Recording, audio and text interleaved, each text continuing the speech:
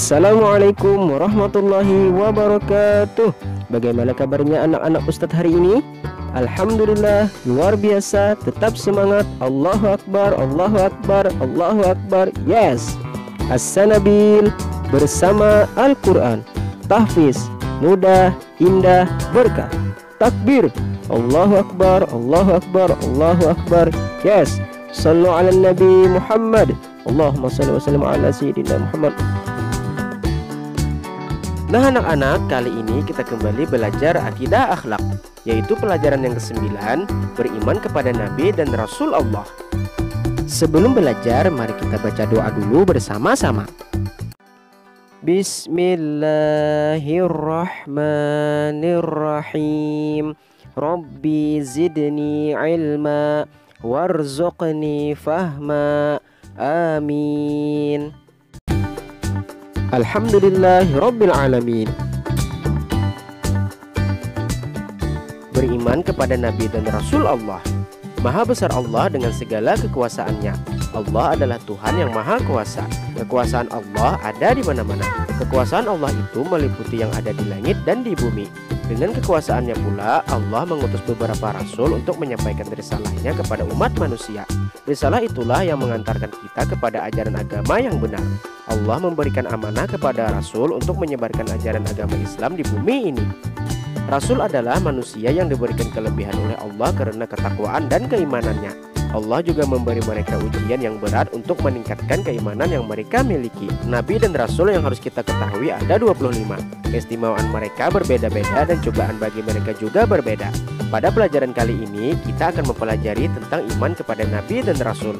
Kita akan mencari tahu siapa saja 25 Nabi tersebut, bagaimana sifat-sifat mereka, dan cara untuk meneladaninya. Allah telah menurunkan Nabi dan Rasul pada setiap zaman. Tidak ada yang mengetahui secara pasti berapa jumlah Nabi dan Rasul. Meskipun demikian, di dalam Al-Quran terdapat beberapa nama Nabi dan Rasul yang wajib kita imani. Keimanan kita kepada para Rasul Allah seharusnya mampu membuat kita meneladani akhlaknya, mengingat kita adalah umat Nabi Muhammad SAW. Sebagai Nabi dan Rasul yang terakhir, kita harus menjadikan beliau sebagai uswatun hasanah dalam kehidupan sehari-hari. Mari pelajari lebih dalam lagi tentang Nabi dan Rasul pada kesempatan kali ini. A. Meyakini adanya Nabi dan Rasul. Dalam kalimat syahadat, kesaksian pertama yang dilakukan seseorang adalah meyakini bahwa Allah itu Esa. Kesaksian yang kedua adalah keimanan terhadap kerasulan Muhammad SAW. Oleh sebab itu, mengenal Rasul Allah sangat penting. Pengenalan terhadap Rasul Allah menentukan tingkat pemahaman, penghayatan, dan pengamalan seseorang terhadap ikrar keislaman mereka. Mengenal Rasul merupakan hal penting atau sebuah kebutuhan pokok bagi kaum muslimin masa kini, mengingat mereka tidak hidup bersama dengan Nabi. Namun mereka harus beriman kepada para Nabi dan Rasul. B. Pengertian Nabi dan Rasul. Kata Nabi diambil dari an-naba yang berarti berita. Menurut etimologi, Nabi berarti pembawa berita. Menurut istilah, Nabi adalah seorang manusia yang dipilih oleh Allah dan diberi wahyu atau agama. Kata Rasul diambil dari risalah yang berarti hal yang berkenaan dengan penugasan. Menurut etimologi, Rasul adalah seorang yang mengemban tugas atau petugas. Adapun menurut istilah, Rasul adalah seorang manusia yang dipilih oleh Allah dan diberi wahyu atau agama, serta diberi tugas untuk menyampaikannya kepada umatnya. Seseorang yang dipilih oleh Allah sebagai Rasul, maka ia sekaligus juga sebagai Nabi. Akan tetapi, tidak setiap Nabi adalah Rasul. Jadi jumlah para Nabi itu jauh lebih banyak ketimbang para Rasul. Perbedaan antara Nabi dan Rasul adalah seorang Nabi menerima wahyu dari Allah Subhanahu wa Ta'ala, tetapi tidak membawa syariat baru. Nabi hanya melanjutkan syariat Rasul dan Nabi sebelumnya. Sedangkan Rasul itu menerima wahyu dari Allah Subhanahu wa Ta'ala guna disampaikan kepada segenap umatnya serta membawa syariat baru yang menyempurnakan syariat Nabi dan Rasul sebelumnya. C. Jumlah Nabi dan Rasul Allah. Ada berapa jumlah Nabi dan Rasul? Siapa sajakah mereka? Yang mengetahui secara pasti berapa jumlah Nabi dan Rasul hanyalah Allah Subhanahu wa Ta'ala, karena jumlah mereka sangat banyak. Sebahagian diberitakan kepada kita melalui Al-Quran dan sebahagian besar tidak diberitakan. Menurut Al-Quran, Allah telah mengirimkan banyak Nabi kepada umat manusia. Bagaimanapun seorang Rasul memiliki tingkatan lebih tinggi karena menjadi pemimpin umat, sementara Nabi tidak harus menjadi pimpinan. Di antara Rasul yang memiliki julukan Ulul Azmi adalah Nuh, Ibrahim, Musa, Isa, dan Muhammad. Mereka dikatakan memiliki tingkatan tertinggi di kalangan Rasul. Rasul-Rasul Allah itu mempunyai ruang lingkup tugas yang berbeda-beda. Dilihat dari segi sasarannya, tugas Rasul dibagi menjadi dua sebagai berikut. Yang pertama, Rasul yang diutus untuk semua manusia di seluruh alam. Rasul yang termasuk sekelompok ini hanya ada seorang, yakni Nabi Muhammad SAW dengan kitab suci Al-Quran. Allah berfirman dalam surah Al-Anbiya ayat 107 sebagai berikut. Wa ma arsalnaka illa rahmatan lil alamin. Artinya, dan kami tidak mengutus engkau Muhammad melainkan untuk menjadi rahmat bagi seluruh alam. Nabi Muhammad SAW sebagai khataman nabiyyin atau penutup para nabi, sebagaimana dijelaskan dalam Al-Quran pada surah Al-Ahzab ayat 40. Yang kedua, Rasul yang diutus untuk sekelompok manusia tertentu yang hidup di suatu daerah tertentu. Para Rasul yang termasuk sekelompok ini seperti Nabi Daud alaihissalam diutus kepada Bani Israel dengan kitab sucinya Zabur. Nabi Musa alaihissalam diutus kepada Bani Israel untuk membebaskan mereka dari cengkeraman Raja Fir'aun di Mesir dengan kitab sucinya Taurat.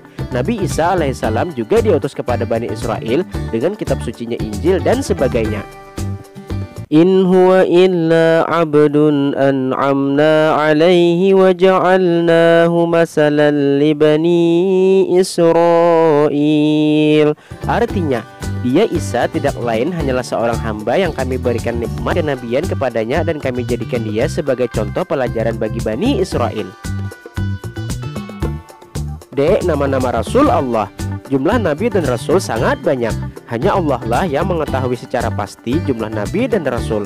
Sebahagian diberitakan kepada kita melalui Al-Quran dan sebahagian besar tidak diberitakan. Allah berfirman sebagai berikut. Wa rusulan qad qasasnahum 'alaika min qablu wa rusulan lam naqsushum 'alaik wa kallamallahu Musa taklima. Artinya, dan ada beberapa rasul yang telah kami kisahkan kepadamu sebelumnya, dan ada beberapa rasul lain yang tidak kami kisahkan mereka kepadamu. Dan kepada Musa Allah berfirman langsung. Rasul adalah seorang laki-laki yang diberi wahyu oleh Allah untuk disampaikan kepada umat manusia. Jadi Allah mengutus Rasul ke dunia untuk menyelamatkan umat manusia dari kesesatan. Dengan membawa risalah dari Allah, para Rasul menyampaikan ajaran-ajaran mulia tersebut. Oleh karena itu, kita wajib mengimani keberadaan para Rasul. Adapun nama-nama Nabi dan Rasul yang berjumlah 25 adalah sebagai berikut. Yang pertama Nabi Adam alaihissalam, yang kedua Nabi Idris alaihissalam, yang ketiga Nabi Nuh alaihissalam, yang keempat Nabi Hud alaihissalam, yang kelima Nabi Saleh alaihissalam, yang keenam Nabi Ibrahim alaihissalam, yang ketujuh Nabi Lut alaihissalam, yang kedelapan Nabi Ismail alaihissalam, yang kesembilan Nabi Ishak alaihissalam, yang kesepuluh Nabi Yakub alaihissalam, yang ke-11 Nabi Yusuf alaihissalam, yang ke-12 Nabi Ayub alaihissalam, yang ke-13 Nabi Zulkifli alaihissalam, yang ke-14 Nabi Su'aib alaihissalam, yang ke-15 Nabi Yunus alaihissalam, yang ke-16 Nabi Musa alaihissalam, yang ke-17 Nabi Harun alaihissalam, yang ke-18 Nabi Daud alaihissalam, yang ke-19 Nabi Sulaiman alaihissalam, yang ke-20 Nabi Ilyas alaihissalam, yang ke-21 Nabi Ilyasa alaihissalam, yang ke-22 Nabi Zakaria alaihissalam, yang ke-23 Nabi Yahya alaihissalam, yang ke-24 Nabi Isa alaihissalam, dan yang ke-25 Nabi Muhammad SAW. Sebagian besar dari para rasul yang tidak disebutkan namanya dalam Al-Quran, tetapi kita wajib mengimani keberadaan seluruh rasul. Para rasul memiliki sifat-sifat kemanusiaan seperti sakit, membutuhkan makan dan minum, menikah, dan mengalami kematian. Terhadap para rasul yang namanya disebut dalam Al-Quran, kita sebagai anak muslim sebaiknya mengetahui nama dan kisahnya. Sifat-sifat para nabi dan rasul Allah. Para nabi dan rasul Allah adalah manusia biasa. Meskipun demikian, mereka telah terjaga dari perbuatan dosa. Mereka memiliki sifat-sifat luhur dan mulia yang membedakannya dari manusia biasa. Adapun sifat yang terdapat dalam diri setiap rasul adalah sebagai berikut. Yang pertama, amanah. Amanah artinya dapat dipercaya. Seorang rasul harus memiliki sifat yang dapat dipercaya. Mereka dapat memegang amanah dengan baik. Perkataannya mengandung kebenaran dan kebaikan. Yang kedua, siddiq. Siddiq artinya jujur atau berkata benar. Seorang rasul tidak pernah berbohong. Apa yang diucapkannya selalu sesuai dengan keadaan yang sebenarnya. Yang ketiga, fatonah. Fatonah artinya cerdas. Seorang rasul harus memiliki otak yang cerdas. Mereka terbiasa memecahkan persoalan-persoalan sulit yang dialami kaumnya. Di samping itu, para rasul juga menjadi tempat bertanya bagi kaumnya. Dan yang keempat, tablik. Tablik artinya menyampaikan. Seorang rasul memiliki kewajiban menyampaikan wahyu yang diterima dari Allah kepada umat manusia. Allah memberi tugas kepada para rasul untuk menyampaikan ajarannya. Para rasul tidak boleh menyembunyikan hal-hal yang telah diwahyukan Allah. F. Nabi Muhammad SAW sebagai uswatun hasanah. Para rasul adalah makhluk yang paling mulia di sisi Allah. Mereka memiliki kedudukan yang tinggi di hadapan Allah. Para rasul memiliki sifat maksum, yaitu terjaga dari dosa dan kesalahan. Kalau mereka berbuat salah, Allah akan langsung menegurnya serta memberi peringatan, dan mereka akan segera memohon ampunannya. Di antara para rasul yang memiliki kemuliaan tersebut adalah Nabi Muhammad SAW. Sebagai nabi dan rasul terakhir, beliau memiliki tingkat kemuliaan paling tinggi dibandingkan nabi dan rasul yang lain. Dalam sebuah hadis yang diriwayatkan Al-Bukhari dan Muslim, Nabi Muhammad SAW bersabda yang artinya, "Aku adalah pemimpin umat manusia pada hari kiamat." Kita harus bangga menjadi umat Nabi Muhammad SAW.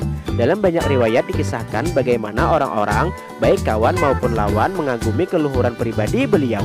Bahkan Allah memuji ketinggian budi pekerti Nabi Muhammad SAW. Allah berfirman sebagai berikut, "Wa innaka la'ala khuluqin azim." Artinya, dan sesungguhnya engkau benar-benar berbudi pekerti yang luhur. Jika Allah mengakui keluhuran akhlak beliau, sudah sepantasnya kita sebagai orang beriman menjadikan Nabi Muhammad SAW sebagai uswatun hasanah dalam kehidupan kita sehari-hari. Uswatun hasanah berarti suri teladan atau contoh yang baik. Dari sekian banyak riwayat yang mengisahkan tentang kemuliaan akhlak Nabi Muhammad SAW, terangkum 5 akhlak terpuji beliau yang sangat menonjol. Akhlak terpuji beliau tersebut adalah sebagai berikut. Yang pertama, penyabar. Dalam menyampaikan ajaran Islam, beliau banyak menerima umpatan, cacian, dan ujian yang tidak ringan. Akan tetapi, beliau tidak pernah mengeluh, menggerutu, atau membalas perlakuan jahat dari musuh-musuhnya. Beliau menghadapi semua itu dengan penuh lapang dada dan sabar. Yang kedua, kasih sayang. Meskipun beliau seorang yang pemberani, kuat dan tangguh, tetapi Nabi Muhammad SAW sering mencucurkan air mata, terutama jika berhubungan dengan keadaan umatnya. Ketika beliau berdakwah dan dianiaya hingga terluka, beliau malah mendoakan agar mereka diberi petunjuk oleh Allah. Yang ketiga, lemah lembut. Nabi Muhammad SAW memiliki sifat kelembutan. Beliau marah demi kebenaran apabila hal-hal yang haram dilanggar. Selain itu, beliau tampil sebagai sosok yang lemah lembut. Ketika ada orang Baduy kencing di dalam masjid, beliau tidak memarahinya tetapi memberitahukan dengan lemah lembut. Yang keempat, dermawan. Kedermawanan Nabi Muhammad SAW tidak tertandingi oleh siapapun. Meskipun Allah telah menghalalkan 1/5 harta rampasan perang untuk beliau, sebelum maupun setelah meninggal, beliau tidak mewariskan apapun kepada keluarganya. Hal ini dilakukan beliau untuk menyantuni orang miskin. Yang kelima, rendah hati. Beliau adalah orang yang mudah bergaul dengan semua orang. Kepada sahabat-sahabatnya, musuh, keluarga, dan utusan raja, semua diperlakukan dengan baik. Begitulah akhlak mulia Nabi Muhammad SAW yang dikagumi oleh semua bangsa di dunia. Mampukah kita mencontohnya, menjadikan beliau uswatun hasanah dalam kehidupan kita sehari-hari? G. Arti taat kepada Rasul. Taat kepada Rasul berarti mengikuti semua ajaran yang dibawanya. Dalam hal ini adalah ajaran agama Islam. Semua Rasul yang diutus Allah membawa risalah agama Islam. Setelah meyakini ajarannya, kita wajib mengikuti dan mengamalkannya. Tidak akan ada gunanya jika kita hanya meyakini tetapi enggan untuk mengamalkannya. Misalnya tidak mengerjakan sholat, enggan berzakat, dan tidak mau bersedekah. Sesungguhnya semua yang diajarkan para rasul merupakan perintah dari Allah. Kalau tidak mentaati apa yang diperintahkan Rasul, berarti kita juga tidak mentaati Allah. Kemudian H. Cara menaati Rasul. Ada banyak cara yang dapat kita lakukan dalam menaati ajaran para Rasul, terutama Rasulullah SAW. Cara-cara menaati Rasul antara lain: yang pertama, mengetahui riwayat kehidupan para Rasul, terutama Rasulullah SAW dan ajaran yang dibawanya. Yang kedua, membenarkan berita yang disampaikan para Rasul. Yang ketiga, mengamalkan syariat yang dibawanya, dalam hal ini syariat Nabi Muhammad SAW sebagai Nabi dan Rasul terakhir. Yang keempat, mencintai dan membela para rasul, terutama Rasulullah Shallallahu Alaihi Wasallam. Yang kelima, meneladani kehidupan para rasul. Dan yang keenam, menghidupkan sunnah Rasulullah Shallallahu Alaihi Wasallam. Selain itu, ada yang lebih khusus lagi, perintah kepada kita agar memperbanyak membaca sholawat atas Nabi Muhammad Shallallahu Alaihi Wasallam. Tujuannya adalah agar kelak kita mendapatkan syafaat beliau di akhirat. Mahfuzat. Man talaba akhan bila aibin baqiya bala akhin. Siapa yang mencari saudara yang tidak tercela, ia akan tetap tidak mempunyai saudara. Alhamdulillahirabbil alamin. Nah, anak-anak, untuk pelajaran kita kali ini cukup sampai di sini dulu. Semoga apa yang telah kita pelajari bermanfaat dan berguna untuk kita semua. Wabillahi taufik wal hidayah. Assalamualaikum warahmatullahi wabarakatuh.